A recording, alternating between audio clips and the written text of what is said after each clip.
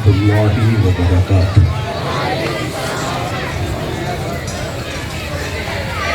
نحمده ونستعینه ونستغفره ونؤمن به ونتوکل علیہ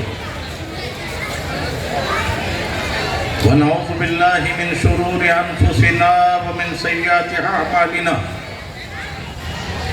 من يهده الله فلا مضل له ومن يضلل فلا هادي له ونشهد ان لا اله الا الله وحده لا شريك له ونشهد ان سيدنا ومولانا محمدا عبده ورسوله اما بعد فاعوذ بالله من الشيطان الرجيم بسم الله الرحمن الرحيم محمد رسول الله والذين معه اشداء الكفار رحماء بينهم تراهم ركعا سجدا صدق الله العلي العظيم۔ قرآن میں بیان پروردگار ہے، قرآن میں بیان پروردگار ہے، میرے نبی پہ سارا دار و مدار ہے۔ قرآن میں بیان پروردگار ہے، میرے نبی پہ سارا دار و مدار ہے۔ اور یا رسول اللہ تیری وجہ سے مانا تیرے صحابیوں کو، یا رسول اللہ تیری وجہ سے مانا تیرے صحابیوں کو، اور طاہر تیرا گھرانہ دل کا قرار ہے، میرے نبی پہ سارا دار و مدار۔ اور یا رسول اللہ مولا علی کے صدقے، یا رسول اللہ مولا علی کے صدقے صدیق پہ میں قربان، ایک لاڈلہ ہے تیرا، ایک یار غار ہے، میرے نبی پہ سارا دار و مدار ہے۔ اور نعرہ حیدری پر ایمان ہے ہمارا، نعرہ حیدری پر ایمان ہے ہمارا، پہلے مگر پیارے حق چار یار ہے، میرے نبی پہ سارا دار و مدار ہے۔ کوئی چار کا ہے منکر، کوئی پنج کا ہے دشمن، کوئی چار کا ہے منکر، کوئی پنج کا ہے دشمن، سب کا ادب کرے سو مدنی کا یار ہے، میرے نبی پہ سارا دار و مدار۔ اور یا رسول اللہ تیری فاطمہ ہے بیٹی اور عائشہ ہے جوزہ، یا رسول اللہ تیری فاطمہ ہے بیٹی اور عائشہ ہے جوزہ، ایک تیرے تن کا ٹکڑا ایک رازدار ہے، میرے نبی پہ سارا دار و مدار ہے۔ ایک بار محبت کے ساتھ دروشی پڑھیے صلی اللہ علیہ وسلم، صلاۃ و سلام علیہ وسلم علیہ یا رسول اللہ۔ بڑی خوشی کی بات ہے، یہ پاکیزہ مجمع اور ٹھاٹے مارتا ہوا دوسری شب میں ہی، لیکن میں رواج سے ہٹ کر آج کا دور اصل میں اتنے پیارے یہ موقع ملتے ہیں کہ 12 دن پروگرام ہو، لیکن کیا وجہ ہے کہ ہمارے نوجوان ضروری مسائل سے واقف کیوں نہیں ہوتے؟ یاد رکھیے فضائل اپنی جگہ ہے، مسائل تجھے ماں کے فضیلت یاد ہو گئی لیکن مسئلہ یاد نہیں کہ ماں باپ کے سامنے ہوں کرنا بھی جائز نہیں ہے۔ فضائل تو یاد ہیں، مسائل یاد نہیں کہ ماں باپ کے سامنے آگے نہیں چلنا چاہیے۔ کام فضائل سے نہیں چلے، ایک ٹائم فضائل یاد نہ رہے تو کوئی نقصان نہیں، لیکن مسائل یاد نہیں ہے تو ارے بولو بھائی، تو مسئلے تو یاد ہی نہیں ہمیں۔ ہمیں معلوم ہے سید صاحب کا مقام بہت اونچا ہے، ایک آل رسول ہے، ذہن میں رکھنا میری بات، لیکن ہے ان پڑھ، داڑھی والا بھی ہے، بزرگ بھی ہے، نماز کا وقت آیا، ایک چھوٹی ذات ہے جس کو ہم ذات چھوٹی کہتے ہیں، جہاں ہمارا نظریہ ہے وہ عالم ہے۔ میں آپ سے پوچھتا ہوں مصلی پہ آگے کون بڑھے گا؟ سید صاحب آگے بڑھیں گے یا چھوٹی ذات کا جو عالم ہے وہ آگے بڑھے گا؟ نبی کا مصلی کس کے حوالے ہوا؟ خاندان کی بنا پر یا وراثت کی بنا پر؟ ارے بولو بھائی، مسئلہ سمجھ میں نہیں آ رہا؟ جس طرح ایک سید کی توہین نسب کی بنا پر کفر ہے، اسی طرح ایک عالم کی توہین وارث نبی ہونے کی بنا پر کفر ہے۔ اگر وہ اولاد نبی ہے تو ایک عالم دین وارث نبی،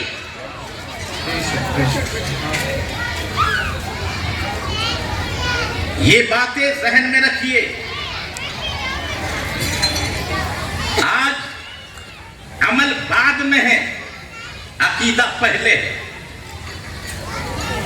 کمزوری آ رہی ہے، ہمارے اسٹیجوں سے فضائل تو بیان ہوتے ہیں، مسائل بیان نہیں ہوتے۔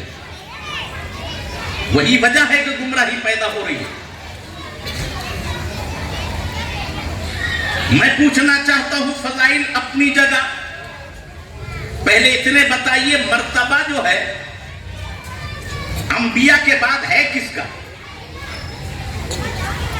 تو اگر کچھ مرتبے میں تبدیلی کرے تو یہ نہیں کہ کچھ ثواب کم ہو جائے گا۔ ایمان گیا، اور جب ایمان گیا تو جب ایمان ہی گیا تو بھلے سید کیوں نہ ہو، تو نہ وہ سید رہا، نہ مفتی رہا، نہ مولوی رہا، ایمان ہی گیا۔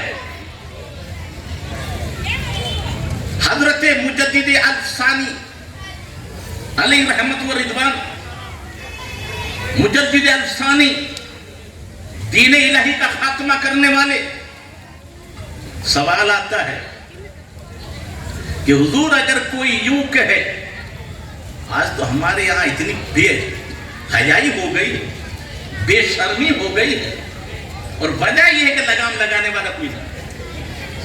کیا ہو گیا اگر ہم نے مولا علی کا نعرہ لگا دیا پہلے؟ تو کیا ہو گیا؟ ابھی آپ نے اعلیٰ حضرت کے اشعار سنے اور آپ نے قرآن سنا۔ سنو، مجدد الثانی رحمت اللہ فرماتے، اگر کسی نے کہا حضور صلی اللہ علیہ وسلم کے بعد ابو بکر صدیق، فاروق اعظم، اور پھر مولا علی کا ذکر کیا اور حضرت عثمان غنی کو چوتھے نمبر پہ لائے تو بے ایمان ہے، ایمان سے گیا۔ ابو بکر سے آگے نہیں بڑھایا، فاروق اعظم سے نہیں بڑھایا، صرف عثمان غنی سے بھی بڑھایا نہیں، صرف ترتیب بدل دی، نام پہلے لکھ دیا۔ تو یہ برداشت نہیں، کہتے وہ ایمان سے گیا۔ میرے بھائی، اصل میں آج جس چیز کی ضرورت ہے وہ ہے بنیاد۔ بنیاد کو سنوارنا بہت ضروری ہے۔ یہ باتیں خشک ہیں، ذرا فضائل بیان کر کے لچھے دار بڑے نہ اٹھا جاتے ہیں۔ ہمارے نوجوانوں کی طبیعت خوش ہو جاتی ہے، ایک نعرہ لگاؤ جنت مل جائے گی، ایک 11ویں لگا دو بھلے نماز چھوڑ دو۔ میرے بھائی یقیناً بولو قریش کے فضائل ہیں کہ نہیں؟ لیکن کیا وہ قریش کے فضائل ابو جہل کو بھی ملیں گے؟ ابو جہل بھی تو قریشی ہے، ابو لہب بھی تو قریشی ہے، عتبہ بھی تو قریشی ہے، شیبہ بھی تو قریشی ہے، مغیرہ بن شعبہ وہ بھی تو قریشی ہے۔ ان کو کیوں نہیں ملتے؟ پتہ یہ چلا اصل ساری کامیابیاں، سارے مقام یہ مصطفیٰ کے صدقے میں ہیں۔ کوئی ابو بکر صدیق کو فضیلت مانے اور مصطفیٰ کے ذریعے نہ مانے وہ بے ایمان ہے. اس لیے کہ ساری کائنات کو نبیوں کو نبوت ملی ہے تو مصطفیٰ کے ساتھ، رسولوں کو رسالت ملی ہے تو مصطفیٰ کے ساتھ. اسی لیے سب کا دار مدار قرآن میں بیان پروردگار ہے. میرے نبی بسارا صحابہ اکرام کو مقام ملا اس لیے کہ نبی کی صحبت ہے. اہل بیت کو مقام ملا اس لیے کہ آقا ہے نامدار کے خاندان سے. نسبت اصل میں مصطفیٰ، اور جو مصطفیٰ کی نسبت سے ہٹ گیا تو ابھی آپ نے بڑے پیارے انداز میں ایک واقعہ سنا، ماشاءاللہ جھومنا چاہیے، لیکن کسی کا پس منظر دیکھو تو سوچو اسلام کا معنی. بہت لمبا واقعہ. معراج کی رات جب میرے آقا تشریف لے گئے تو سیدنا ابو بکر صدیق اپنی بیٹی حضرت عائشہ صدیقہ رضی اللہ تعالی عنہا، آج جن کی شان میں بے ایمان گستاخیاں کر، مولا علی کی تو عظمت کے خطبے پڑھتے ہیں، مولا علی کو تو نبیوں سے بھی آگے بڑھاتے ہیں، لیکن وہ کمینے حضرت عائشہ صدیقہ رضی اللہ عنہ کی شان میں توہین کا. اصل میں یہ ایسا پیچیدہ مسئلہ ہے کہ بد مذہبوں کی کچھ باتیں ہمارے رد ہو جاتی ہیں، لیکن شیعہ رافضی ان کی کچھ اصطلاح ایسی ہیں جو سنیوں سے ملتی ہوئی اور وہ ذرا سے اشارے میں گمراہ کر دیتے. مولا علی، بولو آپ کے بھی مولا علی ہیں کہ نہیں؟ ارے بولو بھائی. لیکن یہی اصطلاح شیعہ جو بولتے تو کفر ہے. یہی مولا علی کی اصطلاح جب شیعہ بولتے تو کفر ہے. کیوں؟ وہ کہتے ہیں کہ میرے آقا نے فرمایا غدیر خم کے موقع پر کیا فرمایا؟ من کنت مولا فعلی مولا، جس کا میں مولا علی بھی اس کے مولا. حق ہے، لیکن یہیں پر جو دھوکہ دیا گیا اور یہیں پر جو اس کا استعمال غلط کیا گیا اس سے ہمارے نوجوان واقف نہ ہو سکے اور گمراہ ہوتے چلے گئے.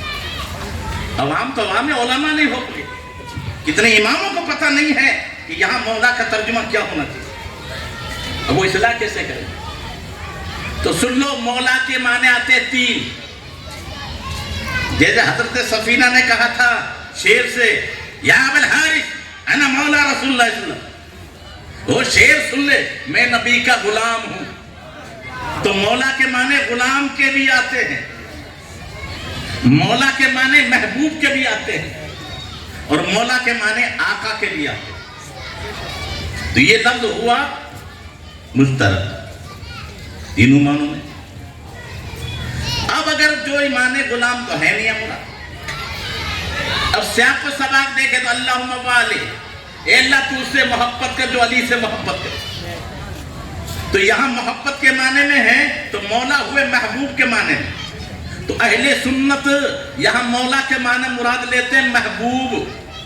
جس کا میں محبوب ہوں علی بھی اس کے محبوب ہے، جس کا میں مددگار ہوں علی بھی اس کے مددگار ہے. اور شیعہ کیا مراد لیتے ہیں؟ جس کا میں آقا علی بھی اس کے آقا. ارے بولو کیا کہہ رہے ہیں وہ؟ جس کا میں آقا علی بھی اس کے. اب ہمارے نوجوان کو اس میں غلطی کیا؟ نبی تو امام الانبیاء ہیں، وہ تو آدم علیہ السلام سے لے کر سارے نبیوں کے آقا ہیں. اور حضرت مولا علی نبی نہیں ہے، اور غیر نبی کو نبی سے افضل بنانا کفر ہے. دھوکہ ہوا کہ نہیں ہوا؟ معاملہ اپنی جگہ ہے. مولا کے معنی آقا بھی آتے ہیں، لیکن یہاں آقا مراد لینا کفر ہے. اس لیے کہ نبی تو انبیاء کے بھی آقا، اور جس کے نبی آقا اس کے علی آقا ممکن نہیں. اور جو یہ عقیدہ رکھے وہ کافر. کیوں کہ نبی غیر نبی نبی سے بڑھ, ارے بولو غیر نبی نبی سے. سیدنا ابو بکر صدیق افضل البشر ہیں لیکن بعد الانبیاء, انبیاء کے یہاں گمراہی پھیل گئی. اور وجہ کیا ہوئی کہ ہمارے لوگ چپ رہے. بروں کی وجہ سے برائی نہیں پھیلتی, اچھوں کے چپ رہنے سے برائی پھیلتی. برائیوں پہ خاموش رہنا یہ سب سے بڑا خطرناک پہلو. اور میں ادھر سے نہیں کہہ رہا ہوں, سن لو. جس کی نیکی کی گواہی جبریل علیہ السلام دے. ایک بستی پہ عذاب آیا تھا, اور جب بستی پہ عذاب آیا اللہ نے حکم دیا بستی کو پلٹ دو. عرض کرتے مولا تیرا حکم کا پالن کیا جائے گا, لیکن معاملہ کچھ سمجھ میں نہیں آ رہا. ایک بندہ بڑا نیک ہے, زندگی میں گناہ کیے ہی نہیں. مولا اس کے بارے میں کہا اسے بھی گناہ عذاب میں شریک کرو. مولا عذاب میں تو شریک ہو جائے گا لیکن اس کا راز تو کھلے. تو جواب ملتا ہے اس نے اپنا مسلح بچایا تھا, محلہ نہیں بچایا. خود تو گناہ نہیں کیا, گناہ کرنے والوں پر ناراض نہیں ہوا, گناہ کرنے والوں پر سخت نہیں ہوا, گناہ والے کرنے پر ایکشن نہیں لیا, انہیں روکا نہیں. تو امام مسلم مسلح کا نہیں ہوتا, امام محلے کا ہوتا ہے. ایسا امام جو مسجد میں ہو مسلح پر اور قوم میں بدماشی ہوتی رہے اور اس کو طرف پیدا نہ ہو. ہاں کہنا بہت ہو گیا, کوئی مانتا نہیں, پھر کیا فائدہ؟ فائدہ یہ نکلے گا جب تو بھلائی کا حکم دے گا لوگوں کو لے کر ہے نہیں, جواریوں کے پاس پہنچے گا لوگوں کو لے کر ہے نہیں, تو شرابیوں کے پاس پہنچے گا لوگوں کو لے کر ہے نہیں, شادی بیاہ میں خرافت کرنے والوں کے پاس پہنچے گا. وہ مانے نہ مانے تم عذاب سے بچ جاؤ کہ تم نے اپنی ذمہ داری پوری کر لی. ہاں دل بدلنا یہ رب کا کام ہے, لیکن پہنچانا تو تیرا کام تھا. تو اپنی بات پہنچا دیتا. ذرا مسئلے کو سمجھنے کی کوشش کرو. سیدنا ابو بکر صدیق رضی اللہ تعالیٰ اپنی بیٹی کے پاس آتے ہیں. بہت لمبی بات ہے, میں منٹوں میں آپ کو. میری بیٹی, آقا سے معلوم کرنا معراج کی رات جب رب سے باتیں ہوئی ہیں تو بہت ساری, ان میں کوئی عجیب بات جو اہم بات ہوئی ہو ذرا اس کا پتہ بنا. وہ تو آقا سے باتیں ہوئی. عائشہ صدیقہ ہم مومنوں کی ماں, انہوں نے پوچھا تو سیدنا ابو صدیق سے جب کہا کہ میرے آقا نے فرمایا ان راز کی باتوں میں سب سے اہم بات یہ تھی کہ اے میرے محبوب, جو کسی کا دل جوڑے گا میں اپنی رحمت سے اسے جوڑ دوں. جو کسی کا دل جوڑے گا میں اپنی رحمت سے اسے جوڑ لوں گا. تو میرے آقا کی یہ بات سن کر سیدنا ابو بکر صدیق رضی اللہ تعالیٰ عنہ کی آنکھوں سے ساون کی طرح بارش برسنے لگی, آنسوں سے تر ہو گئے چہرہ. عائشہ صدیقہ جمی کی صحبت میں رہتی, وہ حیران ہے, ابا جان یہ تو خوش ہونے کا مقام ہے, یہاں رونے کی وجہ سمجھ میں نہیں آئی. میرے بھائی بتاؤ, حضرت عائشہ کہہ رہی یہ تو خوش ہونے کا وقت ہے, تو ایک پہلو دیا ہے, اور ایک پہلو سے سننے والے یہ تو تم نے سن لیا, عالم کا مقام بہت اونچا ہے, لیکن منزل عشق میں صبر و رضا مشکل ہے, جن کے رتبے ہے سوا ان کو سوا مشکل. یہ اگر پھسل گیا تو پوری قوم پھسلے گی, اور یہ اگر سدھر گیا تو پوری قوم. یہ انجھن ہے تو ذمہ داری زیادہ ہے. بکتے جو چند راہی تو کوئی خاص غم نہ تھا, رونا تو یہ قافلہ سالار بک گیا. جب قوم کے سالار بک جائے تو پھر قوم کا خیبر ہاں. کہا بیٹی یہ تو سنا کہ جو دل جوڑے گا، آقا نے فرمایا میرا رب اسے سب سے زیادہ پیار کرے گا، رحمت میں ڈبو دے گا۔ لیکن بیٹی اس کا پس منظر یہ ہے، اگر کسی نے کسی کا دل توڑ دیا تو جہاں جوڑنے پر اتنی رحمت ہے وہاں توڑنے پر غضب کتنا ہوگا۔ ماں سے بہت محبت ہے، لیکن جو ماں کی خدمت کرے اس سے اگر فضیلت ہے تو جو ماں کی توہین کرے اسے عذاب کتنا ہوگا۔ اسی کو مولانا روم کہتے ہیں، دل بدست آؤں اور حج اکبر، کسی کے دل کو خوش کر دینا یہ حج اکبر ہے۔ ہزار کعبہ ایک دل بہتر، ہزار کعبہ ایک طرف، دل مومن ایک طرف، ایک مسلمان کا دل توڑنا گویا کہ ہزار کعبہ ڈھانے سے بھی بدتر۔ میرے بھائی، فضائل سننا بہت آسان ہے، لیکن مسائل کی تہ میں جانا۔ میں ایک بہت لمبا واقعہ، اسی کو بھی ایک جھلک آپ کو دکھاؤں کہ اہمیت پتہ چل جائے۔ حضرت جنید بغدادی بڑے پیر کے بھی پیروں کے پیر ہیں،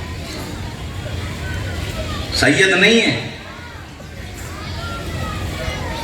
یہ بھی ذہن میں رکھیں۔ آج کل یہ حالات بڑے نازک چل رہے ہیں کہ پیر کے لیے ہونا سید ہی ہونا ضروری، اور اس کے خرافات جو نقصانات ہو رہے ہیں وہ بہت خطرناک ہو رہے ہیں۔ جب یہ حملہ ہوا تو ہمارے بزرگ نے کہا کتنا کمینہ ہے جس نے جملہ کہا، اس لیے میری بات سنو، سید ہوتا کون ہے؟ حسنی ہوگا یا حسینی؟ ذہن میں رکھ لا، حسنی ہوگا یا تیسرا کوئی سید ہے؟ تو سید فاطمہ الزہرا کی اولاد کو کہتے ہیں، ذہن میں رکھو میرا بھائی۔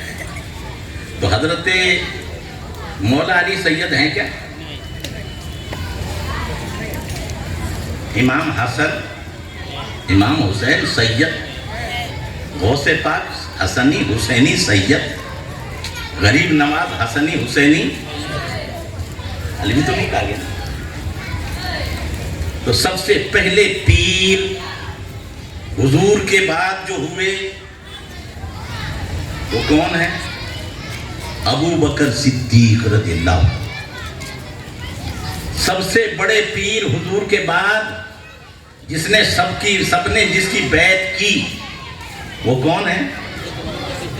سید تو نہیں ہے نا، پیر نہیں۔ کتنا نقصان ہو رہا ہے آج کل، نوجوانوں کو گمراہ کرنے کے لیے سازشیں بڑی چلی جا رہی ہیں، نعرے بغیر لگائے جا رہے ہیں۔ پھر فاروق اعظم بھی نہ حسنی ہے نہ حسینی ہے، وہ بھی سید نہیں۔ اور کرو ترتیب، ذہن میں رکھنا میری، یہ چاروں کی ترتیب واجب ہے اور اس کے خلاف چلنا گمراہی ہے۔ قرآن نے خود ترتیب بیان کی۔ محمد اللہ کے رسول ہیں، والذین معہ، اے ابو بکر، اشداء الکفار، اے عمر، رحماء بینہم عثمان غنی، تراہم رکعا سجا مولا علی۔ یہ ذہن میں رکھنا میری بات۔ اب نبی کے بعد ابو بکر سب کے امام بھی ہیں اور سب کے پیر بھی ہیں، اور ابو بکر کے بعد سیدنا فاروق اعظم سب کے امام بھی ہیں، سب کے، کیونکہ امامت خلیفہ ہی کرتے ہیں۔ میری بات ذہن میں رکھنا تھوڑی سی۔ پھر سیدنا عثمان غنی، ابو بکر، عمر، اور نبی کے بعد تینوں کے بعد سب کے امام بھی ہیں، سب کے۔ بھئی جب بھی ایک خلیفہ کا مثال ہوا تو سب نے بیعت کی، یہ مسئلہ معلوم ہے نا سب کو۔ اب سیدنا عثمان غنی رضی اللہ تعالیٰ عنہ کے بعد مولا علی سب کے پیر بھی ہے، سب کے امام بھی۔ ان چاروں کو چھوڑ کر نبی کو، ابو بکر کو، عمر کو، عثمان کو، ان کے علاوہ سب کے پیر بھی ہیں اور امام بھی ہیں۔ اب بتائیے جب مولا علی کی عظمتیں بیان کر، لیکن ان سے پہلے جو تین ہیں وہ مولا علی کے پیر بھی ہیں اور مولا علی کے استاد بھی ہیں، تو بھلا امام کا پیر کا مقام اونچا ہی رہے گا نا۔ اب جو گمراہ طبقہ، جو بے ایمان چھوکرے، انہیں پتہ ہی نہیں اور یہ حرکتیں کر رہے، تو ذرا قرآن حدیث کو سمجھا تو ہوتا۔ ہاں مولا علی کی عظمتوں پہ قربان، لیکن مولا علی کی عظمتوں کے ساتھ ساتھ جب تین خلفاء ہیں، وہ مولا علی کے امام بھی ہیں، مولا علی کے پیر بھی۔ مجھے معلوم ہے اتنی سچی بات ہر ایک میں ہمت نہیں ہے، الزام بھی لگ جائیں گے، لیکن مجھے اس کی پرواہ نہیں ہے، مجھے اپنی قوم کو سچائی دکھانا ہے نا۔ اب آئیے میں آپ سے پوچھنا چاہتا ہوں، امام حسن بڑے ہیں کہ امام حسین بڑے ہیں؟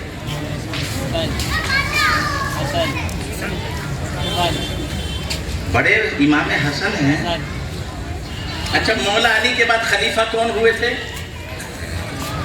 امام حسن۔ نہیں معلوم ہے کیا مسئلہ؟ کیوں یاد ہوتا؟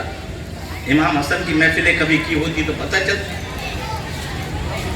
حاجی صاحب امام حسین کی محفلیں بہت ہوتی ہیں، لیکن ہم سنی ہو کر امام حسن کی محفلیں کیوں نہیں کرتے؟ بے خودی بے سبب نہیں غالب، کچھ تو ہے جس کی سنبردہ داری ہے۔ ارے سیدوں کے سردار تو امام حسن ہے پہلے، شیعہ نہیں کرتے، اس لیے سنی بھی امام حسین کا تو کرتے ہیں، امام حسن کا۔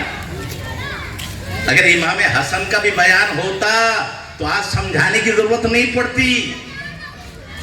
جب امام حسن کا بیان ہوتا تو یہ بھی بیان ہوتا کہ میرے آقا اپنی گود میں بٹھا کر مسجد کے اندر صحابہ کے سامنے کہہ رہے یہ میرا بیٹا سید دو مسلمان کے بڑے گروہ میں صلح کرائے گا، تو دونوں گروہ مسلمان ہیں۔ اب وہ گروہ کون سے ہیں؟ جب مولا علی کے مقابلے میں جنگ جمل، جنگ صفین ہوئی حضرت امیر معاویہ رضی اللہ عنہ سے، دو گروہ تھے۔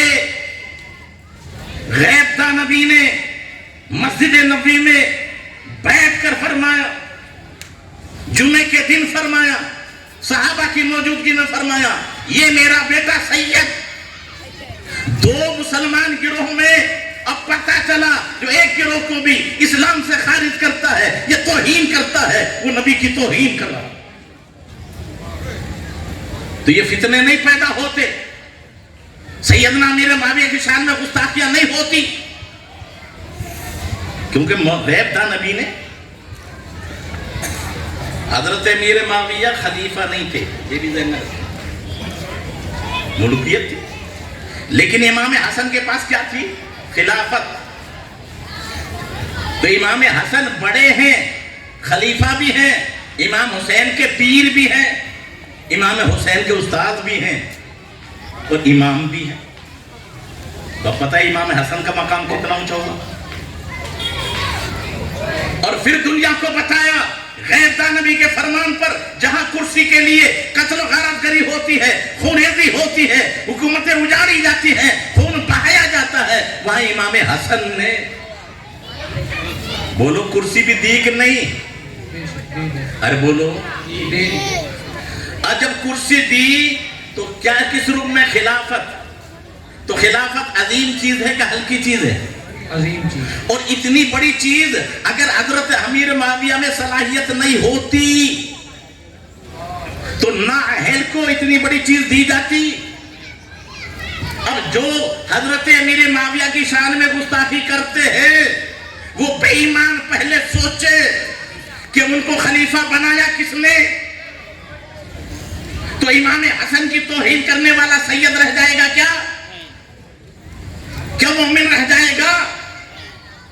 حملہ امام حسن پہ ہو رہا ہے، لیکن امام حسن کی یہ محفلیں ہوتی تب تو پتہ چلتا کہ انہوں نے کیا کارنامے دیے، اور ان کو یہ بشارت مصطفیٰ نے دی تو یہ حملہ کرنا ڈائریکٹ امام حسن پر نہیں ہوگا، پھر امام الانبیاء پر بھی ہوگا۔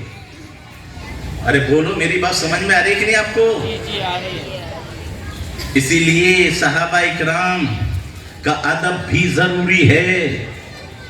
ہر صحابی جنتی، ارے بولو، ہر صحابی ہر صحابی ہر صحابی۔ اب جو شک کرے وہ بھئی، اب ایک بات بتاؤ، صحابہ میں سب برابر تو نہیں ہے نا بھیا؟ جو بدریوں کا مقام ہے وہ احد والوں کا مقام، پہلا مقام بدریوں کا ہے 313، پھر عشرہ مبشرہ جو 10 کو بشارت دی وہ اوروں کو، پھر خلفائے راشدین، پھر عشرہ مبشرہ میں بھی جو خلفائے راشدین 4 ان کا مقابلہ دوسرے، ان میں پھر مولا علی، ان سے اوپر عثمان غنی، ان سے اوپر فاروق اعظم، اور ان کے بعد ابو بکر۔ تو اب عقیدہ کیا ہوا؟ افضل البشر بعد الانبیاء بالتحقیق سیدنا ابو بکر صدیق رضی اللہ۔ اب ایک بات اور سن لیں، غیب دا نبی فرماتے، کیا پیارا انداز، خیر القرون قرنی ثم یلونہم ثم یلونہم ثم یلونہم، سب سے بہتر زمانہ میرا زمانہ ہے۔ تو دہر بھی زمانے کو کہتے ہیں، دہری نہیں کہا، زمانہ بھی عربی کو کہتے ہیں، زمانی نہیں کہا۔ کیا فرمایا؟ قرنی۔ کیا راز ہے اس میں؟ 4 لفظ ہے، کاف، را، نون، یا۔ ارے بولو کتنے حرف ہیں؟ اور کیا ترتیب بنا دی؟ سب سے پہلا وہ سب سے، پھر جو اس سے ملا ہوا، پھر اس سے ملا ہوا، پھر اس سے ملا ہوا۔ تو خلافت پہلے ہوتی ہے کہ بعد میں؟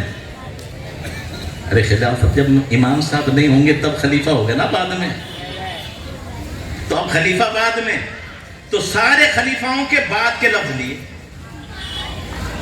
اور ترتیب بتا دی۔ صدیق کا پہلا لفظ، آخری لفظ کیا ہے؟ قاف۔ عمر کا آخری لفظ را، عثمان کا آخری لفظ نون، اور علی کا آخری لفظ یا۔ تو قرنی میں سب سے پہلے قاف، تو خلیفہ کی خلافت کی ترتیب کیا ہوگی؟ قاف سب سے پہلے، پھر جو اس سے ملا ہوا، قاف سے ملا را، تو یہ عمر کی ہے، پھر جو اس سے ملا ہوا قرنی، نون، یہ عثمان کا آخری لفظ ہے، پھر جو اس سے ملا ہوا تو یا یہ علی کی آخری لفظ۔ اتنا صاف مسئلہ غیب دا نبی نے پہلے ہی بنا دیا۔ ارے بولو بھائی، تو ترتیب ضروری ہے، یاد رکھنا۔ تو جو مقام امام حسن کا ہے وہ اوروں کا، اور پھر جو امام حسین کا ہے وہ چوتھے کا۔ ہاں، اب آئیے، محمد رسول اللہ، محمد اللہ کے، ارے بولو محمد اللہ کے ہیں یا تھے؟ یہ سمجھ میں نہیں آیا رسالت کے معنی کیا ہوتے ہیں؟ رسول کس کو کہتے ہیں؟ کبھی سمجھا آپ نے؟ جو پیغام پہنچائے، رسول مانے پہنچانے والا، رسالت مانے پیغام۔ کس کا پیغام؟ کس تک پہنچائے؟ بندوں تک۔ تو جو اللہ سے لے بندوں کو دے، تو بیچ میں کیا ہوا؟ وہ واسطہ۔ اب جو رسول کو رسول مانے اور پھر کہ واسطہ ضروری نہیں۔ ارے بولو بھائی، رسول تو ہوتا ہی بیچ میں واسطہ ہے، رسول کے معنی ہی واسطے کے۔ اچھا، تو اللہ سے لیتے ہیں بندوں کو، لیکن ایک بات میں بتاؤں، اسلام کا ایک ایسا حسین اصول ہے کہ صرف بتایا نہیں، اسلام نے ساری باتیں کر کے دکھائی ہیں، دکھائی۔ ایک مسئلہ سن لو، ایک بھائی ہے زید، ایک ہے بکر. بکر کے لڑکا نہیں، زید کے لڑکا ہے. اب بکر نے زید سے لڑکا لے لیا. کیا کہتے ہو آپ یہاں اس کو؟ گود لے لیا، کھول لے لیا. مسئلہ بھی سن لو، بات سامنے آ جائے. اب ہے بکر کا، لیا زید نے، تو باپ کون اس کا؟ بکر. اور اب نام کس کا لکھا جا رہا ہے؟ یہ حرام ہے، حرام ہے، حرام ہے، حرام. ارے بولو بھائی، سمجھ میں نہیں آ رہی آپ کے؟ یہ ہو رہا ہے کہ نہیں ہو رہا ہے؟ جس نے کھول لیا ہے اس کا ہے وہ بیٹا، اس کا نطفہ ہے وہ، اور باپ وہ ہے جس کے نطفے سے پیدا ہو. اب جھوٹ بولنا اسلام میں جائز ہے؟ تو تم نے تو نام لکھوا رہے باپ کی جگہ اس کا، اور اپنے باپ کو بدلنا گناہ ہے عظیم. ہاں وہ خادم ہو سکتا ہے، اس کا بھتیجا ہو سکتا ہے، بیٹا اس کے مال کا وارث ہو سکتا ہے. وہ اپنے مال کا کسی کو بھی وارث بنا دے، کسی کو بیچ دے، یہ اس کو پاور ہے، لیکن بیٹا نہیں ہو سکتا. یہ مسئلہ جب آیا عربوں میں بہت زیادہ، منہ بولا بیٹا بنا لیا، اور پھر معاملہ. آج بھی بہت سے اللہ پناہ میں رکھے غیروں کی کیوں کو ہمارے پڑھے لکھے گھروں میں ماں بنا لیتے، بہن بنا لیتے. وہ کمینے تو پڑھا ہوا ہے، تو نے بہن بنا لی تو پردہ فرض نہیں ہوا؟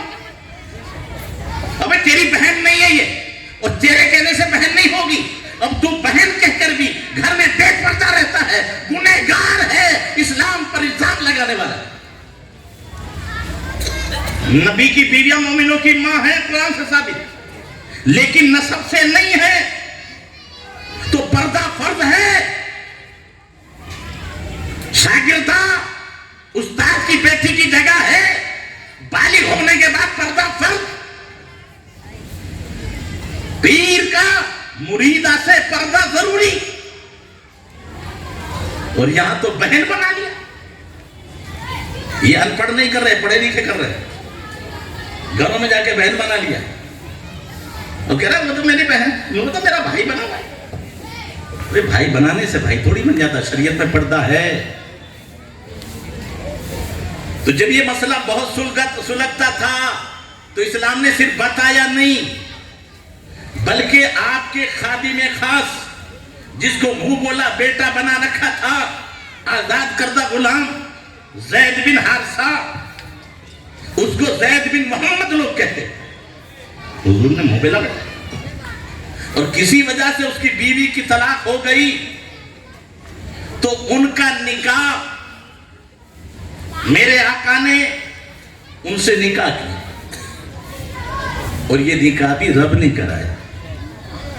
اور یہی صحابی ہیں جن کا صرف نام قرآن میں، پوری قرآن میں نام ہے وہ ایک.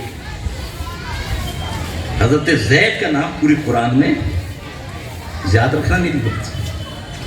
اب عربوں نے کہا محمد نے اپنی بہو سے نکاح کرنا. کیوں؟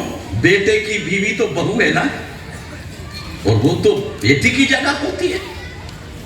تو قرآن نازل ہوا، ما کان محمد ابا احد من رجالکم. محمد تو مردوں میں کسی کے باپ ہے ہی نہیں. محمد مردوں میں کسی کے باپ. اب آپ کہو گے محمد مردوں میں نہیں کسی باپ. ہاں، حضرت ابراہیم پیدا ہوئے، حضرت قاسم پیدا ہوئے، وہ بچے ہی انتقال کر گئے، بالغ ہوئے ہی نہیں. اور مرد بالغ کو کہتے ہیں، تو نبی کی اولاد میں سے کوئی بالغ لڑکا تھا ہی نہیں. تو مردوں میں کسی کے باپ حضور. تو زید حضور کے بیٹے کیسے ہو گئے؟ اور جب بیٹے نہیں تو ان کی بیوی بہو کیسے ہو گئی؟ میری قوم بھی سمجھ رہی ہوگی آج کہ کیا وجہ ہے کہ حضور کی محفل میلاد میں آج ایسی تقریر. میرے بھائی یہی تو اصل پریشانیاں ہیں، کہ جو پریشانیاں ہیں ان کا حل ہماری قوم کے سامنے نہیں آیا. ورنہ بے ایمان نپو شرما جیسی بے ایمان کو یہ لب کشائی کی ضرورت نہ پیش آتی. جب اس نے بکواس کی تو ہمارے اسٹیجوں سے نہ جمعہ میں ہمارے یہ بیان سنے ہی نہیں گئے، تو پھر ہماری قوم کا جوان جواب کیسے دے گا؟ بتاؤ بھائی، وہ آپ کے غلام تھے، منہ بولا بیٹے تھے، اور اسلام نے کہا منہ بولا بیٹا بیٹا، اور اس کو اسلام نے کر کے دکھایا۔ اب اگر کوئی بے ایمان زبان کھولے اور آپ کو پتا چلے تو آپ اسلامی عقیدہ بیان تو کر سکتے ہو نا۔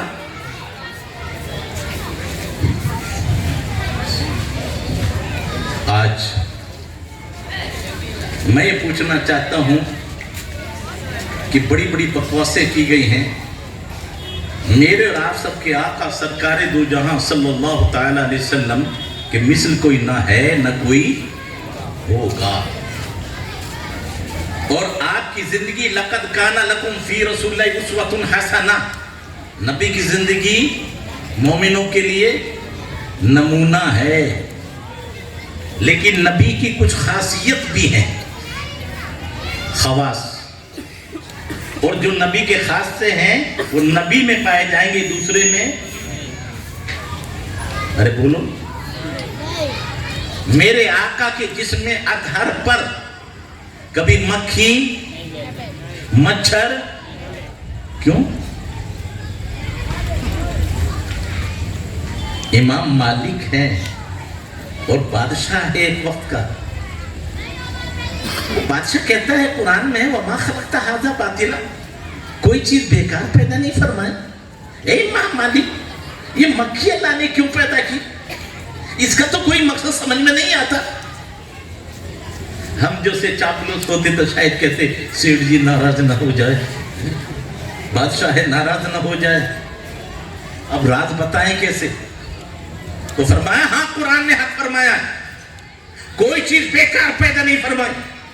کہا امام مالک پھر اس کا مقصد کہ یہ آپ جیسے گھمنڈی بادشاہوں کا گھمنڈ توڑنے کے لیے اللہ نے مکھی کو پیدا کیا، جو گرم ہیں وہ پہرے لگانے والے، وہ بندوق لے کے کھڑے ہونے والے، جہاں سب کچھ ہے دشمن نہیں آ پائے گا، وہاں گندگی پر بیٹھ کر مکھی اپنے پیروں کو گندگی میں ملوث کرتی ہے، وہ تیری ناک پہ آ کے بیٹھ اور کہتی ہے اوقات تیری، وہاں گندگی اور گندگی میں پاؤں لتھیڑ کر تیری ناک پہ بیٹھو، ہے تیری ہمت، اڑا۔ اب کہو تو والے سے اڑا دے، مکھی تو نہیں اڑے گی، اب ناک۔ او میرے بھائی، کوئی چیز بیکار تو یہ گھمنڈ توڑنے کے لیے آتی ہے، میرے آقا میں گھمنڈ نہیں ہے، اس لیے نبی کے جسم کی بات تو الگ ہے۔ مواہب الدنیا زرقانی پڑھو، ہاں تفسیر خازن پڑھیے، اور عشق محبت میں ڈوب کر قاضی عیاض کی شفا شریف پڑھو۔ فرمایا میرے آقا سے جس کپڑے کو نسبت ہو گئی پوری زندگی کوئی مچھر کوئی مکھی نبی کے جسم میں تھا تو بڑی بات ہے، نبی کے جسم سے ٹچ ہونے والے کپڑے بھی نہیں بیٹھی۔ نعرہ تکبیر، نعرہ رسالت، نعرہ رسالت، علماء اہل سنت، نعرہ تکبیر، نعرہ رسالت۔ گھمنڈ توڑنے کے لیے یا تو گھمنڈ ہے ہی نہیں، تو جن کے کپڑے ٹچ ہو جائیں وہ بھی مثال ہے، تو جو نبی کی بیویاں نبی کے جسم سے ٹچ ہوئی ان بیویوں کا مقام کتنا اونچا ہوگا، سبحان اللہ۔ اور جن کی گود میں وحی الہی آئے وہ حضرت عائشہ کا مقام کتنا اونچا ہوگا، اور آج ماں عائشہ کی شان میں گستاخی کریں تو بھلے وہ سید ہو، پیر ہو یا کوئی بہت بڑا مفتی ہو، وہ تو بعد کی بات ہے، مومن ہی نہیں ہے۔ یہ بڑے خطرناک سازش چل رہی جو محبت علی کی روپ میں ایمان سے خارج کیا جا رہا ہے، اور یہ بات میرے آقا نے 1400 سال پہلے فرمایا تھا، اے علی تجھے مجھ سے وہ نسبت ہے، اور تیرا مقام وہ ہے جو حضرت عیسیٰ علیہ السلام بڑے، حضرت عیسیٰ علیہ السلام کی وجہ سے دو گروہ جہنم میں گئے. غیب دا نبی نے 14 سال پہلے بیان کر. حضرت عیسیٰ علیہ السلام کی وجہ سے کتنے گئے جہنم میں؟ عداوت کرنے والے یہودی اور زیادہ محبت میں گلو کرنے والے عیسائی، انہوں نے ابن اللہ کہہ دیا، اللہ کا بیٹا، وہ بھی گئے. اور جنہوں نے دشمنی کر کے قتل کی سازش کی، تو کسی نے دشمنی کی تو خارجی ہوئے، اور کسی نے محبت میں اتنے آگے بڑھ گئے کہ معاذ اللہ. ذرا دیکھو آج یوٹیوب پہ جا کر ایک کمینہ کہتا ہے اللہ بھی علی کی بارگاہ میں اپنی داڑھی سے جھاڑو دیتا. یہ اتنے کمینے، معاذ اللہ، جہاں انہوں نے یہاں تک کہہ دیا کہ نبوت تو علی کے لیے آئی تھی، یہ تو بیٹی دے کر ہے نہیں نبوت لی. ان شیعوں میں بھی 30 فرقے، 30 بات تم علی کو خدا تک کہتے ہیں. تو افسوس یہاں تک ہوتا ہے، وہ 2 بکرے لے کر اور ان کا نام عمر اور ابو بکر رکھتے ہیں، اور پھر ان پہ خنجر چلا کر پھر اپنی پیاس بجھاتے. اب بتائیے، جس قوم کا اتنا، ان کی شرط افسانہ نہیں ہے، یہ حقیقتیں ہیں. یہ تو سب سے پیچھے جو تفصیلی ہے، 30 فرقے ہیں. تو اب وہ بھی جہنمی، اور جنہوں نے دشمنی کی. تو ہم اہل سنت والجماعت جنتی کیوں؟ کہ ہمارے دونوں ہاتھ بھرے ہوئے ہیں. ارے بولو، ہمارے دونوں ہاتھ. اب بہت سو نے کہا خارجی علی کی دشمن صحابہ سے محبت کرنے کی وجہ سے جہنم میں گئے. وہ بے ایمان، محبت ہدایت دیتی ہے، گمراہی نہیں لاتی. اگر صحابہ سے محبت ہوتی تو اہل بیت کی توہین نہ کرتے، بلکہ اہل بیت کی گستاخی نے انہیں جہنمی بنایا. دوسرے نے کہا شیعہ علی کی محبت میں گمراہ ہو گئے. نہیں، محبت تو ہدایت دیتی ہے. علی سے محبت ہوتی تو جو علی کے بھی پیر ہیں، امام ہیں، وہ ان سے پیار نہ کرتا، بلکہ صحابہ کی دشمنی کی بنا پر وہ بے ایمان. اور ہم کون ہیں؟ ایک ہاتھ میں دامن اہل بیت ہے تو ایک ہاتھ میں دامن صحابہ. ارے بولو بھائی، ایک ہاتھ میں دامن ہے، دوسرے میں دامن ہے صحابہ ہیں. صحابہ در والے، اہل بیت گھر والے. اب جو کمینہ کہتا ہے یہ تو اہل بیت کے گستاخ ہیں، وہ کمینے جو صحابہ سے محبت کرے. صحابہ در والے ہیں، جو در والوں پر جان دے سکتا ہے وہ گھر والوں پہ کتنا قربان ہو. صحابہ در والے، اہل بیت گھر والے. تو ہم گھر والوں کے بھی غلام ہیں، در والوں کے بھی.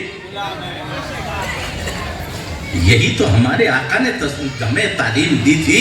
اصحابی کالنجوم بِأَيِّهِمْ اقْتَدَيْتُمْ اهْتَدَيْتُمْ.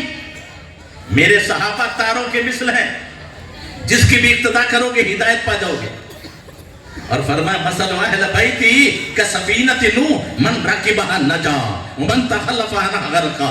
ہاں، میری اہل بیت کی مثال نوح کی کشتی کی طرح ہے. جو سوار ہو گیا وہ بچ گیا، اور جو سے الگ ہو گیا وہ. تو بولو، اہل بیت کا بھی ہاں دامن تھامو، اور صحابہ کا بھی. اور جو ان میں سے کسی میں بھی فرق کرے اسے اپنے اندر سے نکال.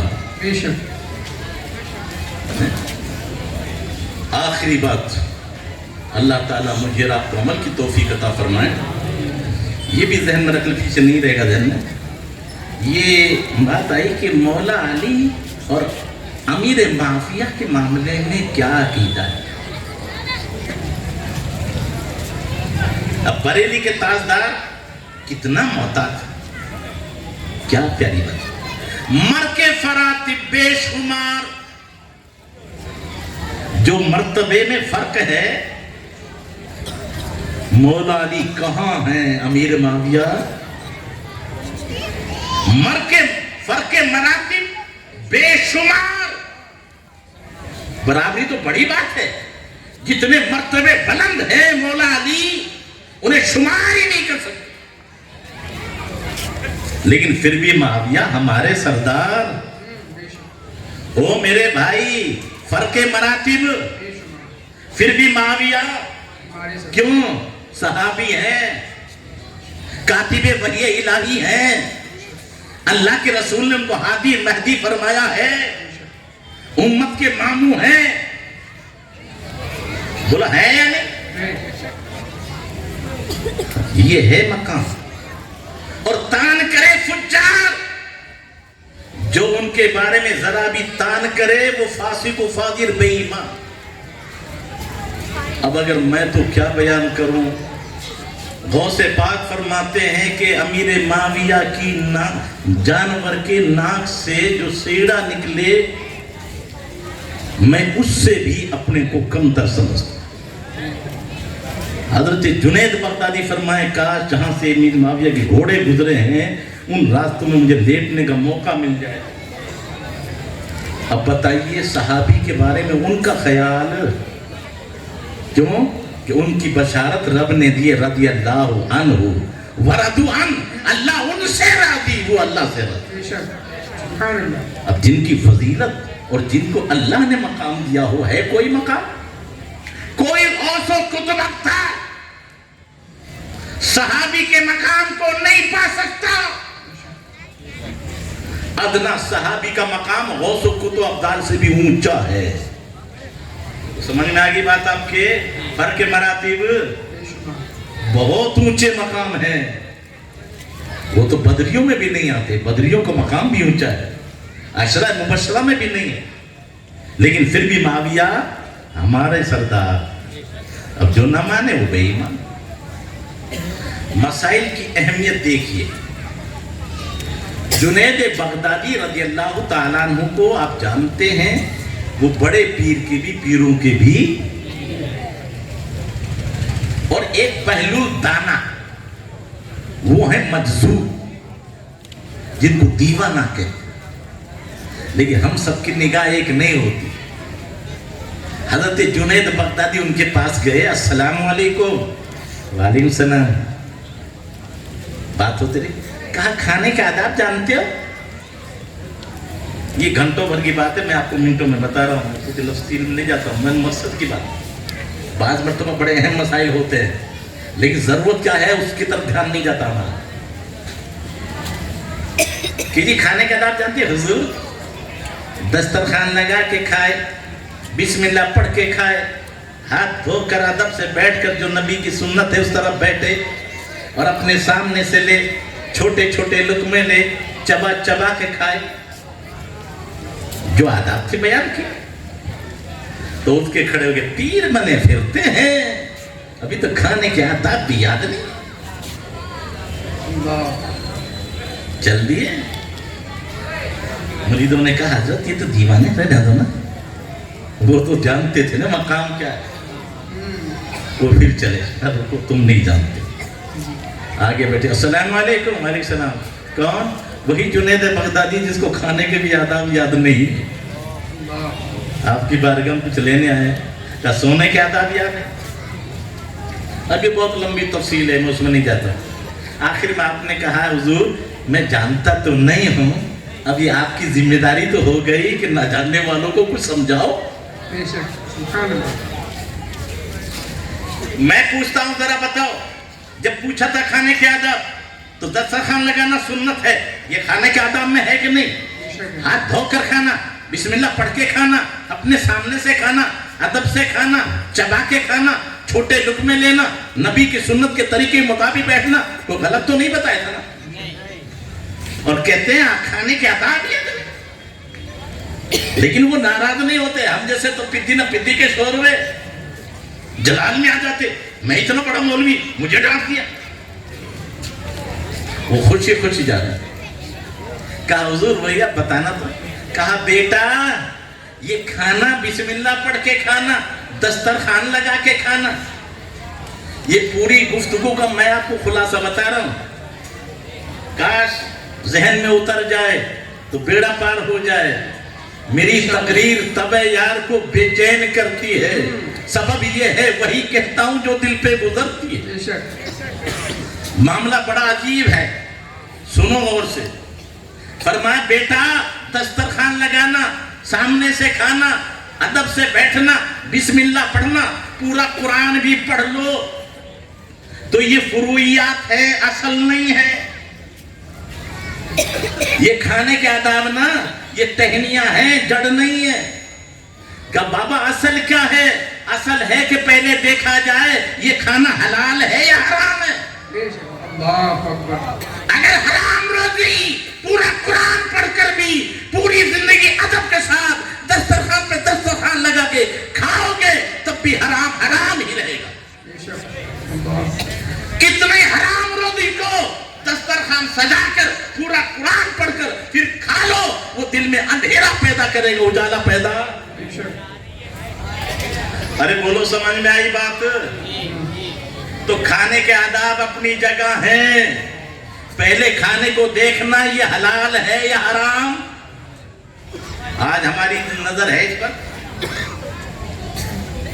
جی گوشت چاہیے جی، موٹا ہے نا، یہ ہے کیا دیکھا کسی نے ذبح کس نے کیا؟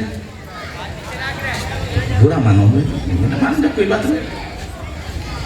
میں پوچھنا چاہتا ہوں دریا میں ڈبو دے، اگر یہ ناپاک ہو گیا تو پاک ہو جائے گا کیا؟ تو یہ پاک تو ہوتا ہے سچے مومن کی زبان سے بسم اللہ نکلے، پھر وہ جائز جانور ہو، حرام کا ہوگا تو بسم اللہ سے بھی بات وہیں لے جاؤ کہ کتنے ہی قیمتی سے خرید لو، اگر وہ حرام ہے، کسی کا ناحق دبایا ہے تو کتنی چھری تیز ہو اور کتنا پورا قرآن پڑھ دو حلال ہو جائے گا؟ نہیں۔ اور اگر بے ایمان نے اپنا بکرا بھی اپنے ہاتھ سے خوب بسم اللہ پڑھ کے، تو جس کی امامت نہیں ہے اس کے ذبح جائز ہے؟ نہیں۔ تو جب خود ہی بے ایمان ہے تو اس کی بسم اللہ قبول ہے؟ اب وہ ذبح تو دیکھ نہیں رہے، کس نے ذبح کیا؟ مذہب نے کیا اہل سنت نے؟ موٹا دیکھ رہے، اب بتاؤ حلال ہی نہیں ہوا تو کتنا ہی پکا دو اچھا ہے؟ نہیں۔ ارے بولو بھائی، نہیں۔ اصل چیز یہ دیکھنی ہے ذبح میں کہ کسی اہل سنت نے، با نمازی نے صحیح ڈھنگ سے پڑھا ہے کہ نہیں پڑھا ہے، استنجا کرنا نہیں آتا، ذبح کر رہا ہے اور پھر کہہ رہے ہیں یار مزہ نہیں آیا کھانے میں۔ آخری بات آج کی، مجھے معلوم ہے ٹائم بہت زیادہ ہو گیا، پریشان تو نہیں ہو رہے نا؟ جی نہیں۔ صرف ایک مسئلہ آخری، ایک بڑے پیر یہ خواجہ غریب نواز کے خلیفہ ہیں بختیار کاکی رحمۃ اللہ، اور بختیار کاکی رحمۃ اللہ علیہ کے خلیفہ ہیں بابا فرید، اور بابا فرید کے خلیفہ ہیں نظام الدین اولیاء محبوب الہی۔ اب ذرا غور کرو، پاک پٹن کے اندر پڑھ رہے ہیں صابر علاؤ الدین کلیری